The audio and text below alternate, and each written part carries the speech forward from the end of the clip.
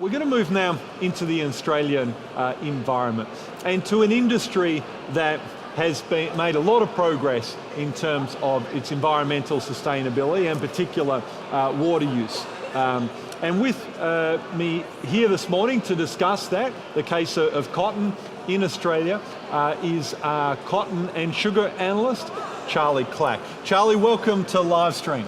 Great to be here. Thanks for having me, Tim. You've had a bit of time to walk around this morning. What have you seen? Yeah, no, it's been fantastic. It's the excitement and the amount of people here is really sort of inspiring. And no, it's been great to walk around, see some of these innovations, see some of the some of the new and exciting businesses that are getting involved in Australian ag. And also been out to the RaboResearch truck and been talking to some of our clients and some of our RMs as well. And there's always that drive to want to know more and want to know about the industry. And so it's really great. It's first impressions.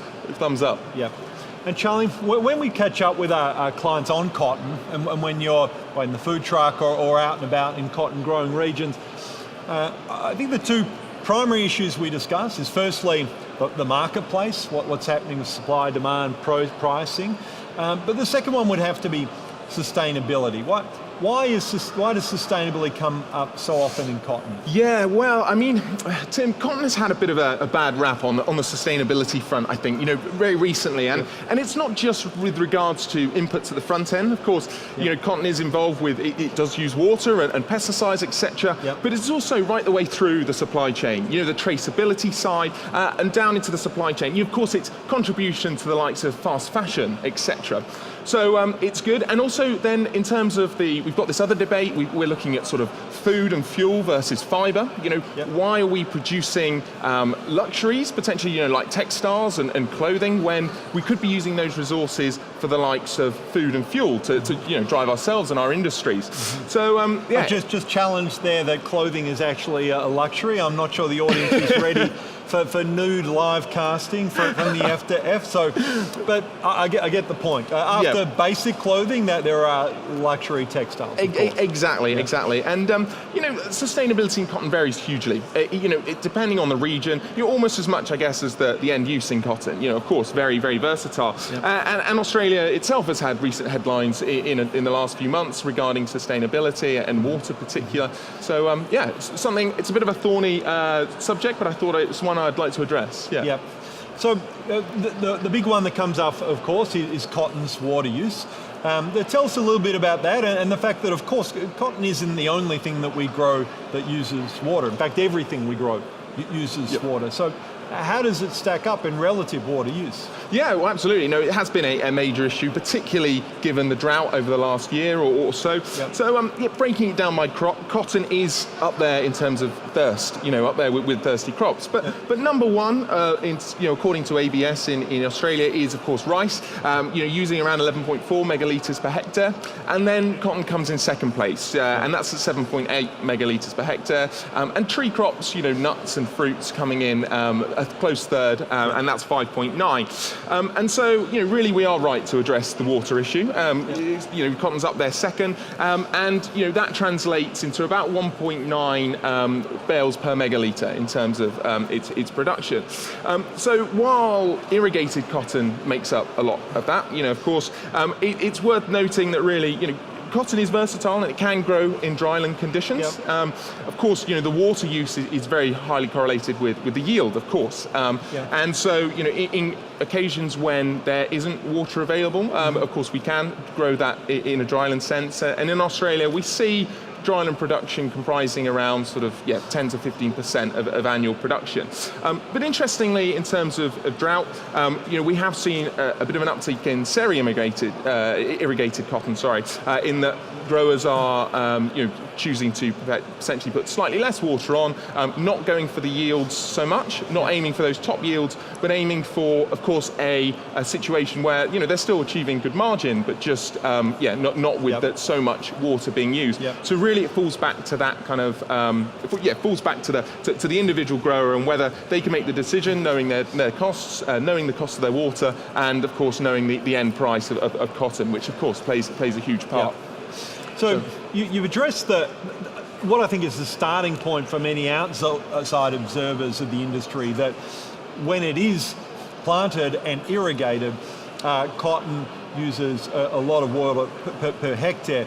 But a key point that many urban observers of agriculture would miss is that one of the strengths of things like cotton and rice is that we can to some extent swing them in and out of production depending on availability of water. And I think since the earliest days of debate of how the Murray-Darling Basin should function, there's been a lot of discussion of the valuable place that these swing crops can play in the system, because when there's a lot of water around, we do have the water to plant these things.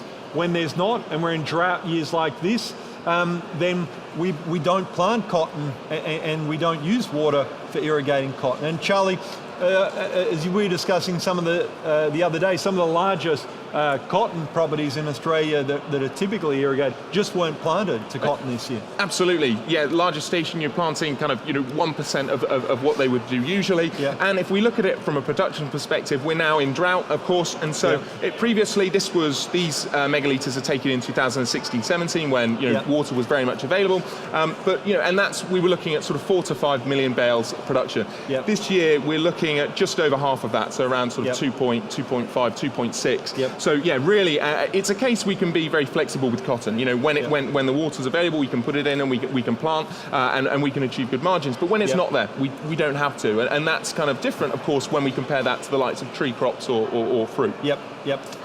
So Charlie, we're producing cotton, and when the water's available, irrigated cotton. Yep. How does our efficiency in producing irrigated cotton compare to offshore competitors? Yeah, well, that's quite interesting. So in terms of our efficiency, water efficiency, Tim, Australia sits above all in terms of its efficiency. It's very, very efficient in terms of its water use, and that's down to the fact that Australia has the #1 yields, obviously, globally. And water efficiency still is improving, so around 2 to 3% each year. And between 2003 and 2010, we saw about a 40% improvement in terms of water efficiency. And that's still ongoing, of course. We see new varieties, we see changes to irrigation methods, the use of laterals, for instance, or stubble retention, and management of water and lakes, to prevent evaporation. There's a lot going on behind. And of course, it's a case of just, I guess, going down to margins, of course, wanting to save that water.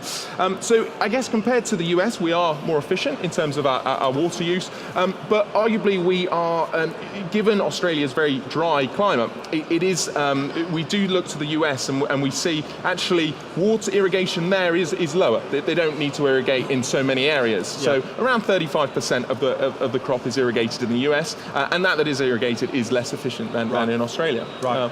That progress in water efficiency in cotton, I think, is reflective of what always strikes me about the cotton industry itself, which is that it's a relatively new sector in terms of being a large commercialised crop in Australia. It hasn't been around for that long compared to wheat production, wool production, beef production, and it has all the hallmarks of a new industry. The average age of cotton producers is much lower than in most sectors. We see a very dynamic, well-organised sector. Our surveys that Wes Lefroy have done on technology update have suggested that the uptake of technology in cotton is faster and more widespread than elsewhere, and as a result we have seen significant advancements on productivity and lowering costs across a range of aspects, including water use, which you discussed there. Is that progress still being made, or are we reaching the upper level of what we can do in water use efficiency in Australia cotton? No, absolutely, Tim. I think we're still scratching the surface. I think there's a huge amount that we can do, and there is still going on. Like you say, the industry is very progressive, and it really is a case of we see that cotton is a crop that requires water, and of course to make that more efficient and to improve that is good for everything. Everybody involved in the sector. Okay, but let's go down the supply chain a little bit more here, Charlie, because when a consumer buys a cotton product, they're of course not only purchasing a product that was influenced by what's happening with primary production, but they're buying a product that was influenced by a whole supply chain, particularly a textile manufacturing industry. How does sustainability in that part of the supply chain impact consumers? Yeah, I think that's a great point, Tim, because it is quite easy to forget, I think, with cotton, the downstream, because of course cotton changes very quickly. We see it leave at port, and then it ends up in our bed sheets, on ourselves as jeans and clothing. So it's really important to address that and the industry. And of course, the industry is very, very mixed in the same way as sustainability, I guess, at the ground level. And of course, just in terms of the size, globally we consume about 80 billion pieces of clothing per year. So really something we need to look at. But I think that the first aspect is traceability, and that's a challenge that we see in the cotton industry. We see sort of cotton leaving Australia and leaving other producing nations, and then it becomes a little bit more opaque when it goes to sort of the spinning and the manufacturing stage. And then again, from in the retail side, it's not quite clear exactly sort of where that comes from. So there can be an issue there where we have this sort of middle area which is slightly opaque, and there's a lot of improvements to be done there in terms of the sustainability. The other aspect I really want to address, I guess, on the supply chain side is fast fashion, and that is, of course, a big issue because in Australia here, 85% of the clothes we buy end up in landfill, and on average we're purchasing 27 kilos each per year. So that's a lot of textiles which end up in landfill, and so really, this is more of a positive, I guess, for cotton on the sustainability side, is that really we see that cotton is obviously biodegradable. It's a natural fibre, and it biodegrades. Cotton, which ends up in landfill, takes around sort of 1 to 5 months to degrade. So arguably, you could say that's on the sustainability side, I guess disposal is kind of biodegradable. It's a more positive. The alternative is, in many ways, is synthetic fibres. So polyester, nylon, acrylic. These make up around about 75% of the global fibre market, so they are a significant player. And again, derived from oil, which effectively plastic, which means when these sorts of clothing and textiles enter into landfill, something like nylon would take potentially 40 to 50 years to degrade. So really, in terms of cotton, and we look at when it's disposed of, we do see some sustainability positives there for sure. And it's not just landfill I want to address, because of course when we wash our clothes, we lose fibres in the wash. And there was a study from the University of California which looking at putting a fleece through the wash and suggested that every wash releases around about 1.7 grams of fibre from a fleece jacket. And so that ends up in kind of waterways and into the environment. So it's just not just landfill here. We're talking about kind of a broader environmental issue as well. Right. And Charlie, there are some really good initiatives that are underway, and some of them quite well established now, that are helping to, well, firstly ensure that we improve the sustainability of the supply chain from grower through textile manufacture, but also demonstrate the high standards and improving standards to the consumer in a way that they can recognise and hopefully pay some money for. Tell us a little bit about those schemes. Yeah, absolutely. So on the traceability side, we do see initiatives here. In Australia, some of the major stores, Kmart, Woolworths, Target, Coles, they're providing 100% sort of transparency in their supply chains, and that's echoed again, over high brands in the US and in Europe as well, because frankly, being unsustainable, being untraceable is not really trendy. It's not a trendy thing, and this is a push towards knowing where your aspect comes from. Perhaps a millennial type change coming through. Actually, it was obviously from the accent, Tim. I'm from the UK. We saw in 2016 in the UK about 12.5% of companies were honest and open about their supply chain. Just in a year, that changed to over 30. So there is a move there, a real push, very much opening up the supply chains is trendy. Now, at the farm level, there are voluntary schemes, accreditation, and we see those in Australia, which are growing in kind of number and in coverage. Standards here in Australia are naturally quite high. So in many cases, the accreditation, like MyBMP and BCI, which of course then feeds into BCI. And those acronyms for non-cotton producers, Charlie? So BCI is the Better Cotton Initiative. And so that feeds into there. And really, it's not a case of, Australia is still relatively sustainable at high standards anyway. So it's not a huge jump to be there into the BCI and to get that accreditation. And so, yeah, really we do see that starting to grow. And a survey that Rabobank did in 2017 showed 49% of our clients are in accreditation or looking to be accredited. And the key reason, as you mentioned, is a premium. Historically, we see $2 to $5 premiums on bales. And while that will come and go, I guess depending on supply and demand, those premiums, I think it's important to know that really we see that not just happening here in Australia. So Australian cotton is showing some really good signs of being accredited and showing that sustainability, but it's not just here. Brazil is a big competitor of Australia, competes in the same export market and is getting really good quality cotton and is growing, of course. Now, Brazil provides the majority of global BCI cotton, and so if Brazil's competing with Australia, we and providing this accreditation and this sort of sustainability mark, a mark of quality in a sense, we really need to be doing it here as well to be able to stay relevant and to be able to meet these demands of the millennials and retailers at the end of the day. Okay, Charlie. So it sounds like undeniably when it's planted, cotton uses a lot of water per hectare.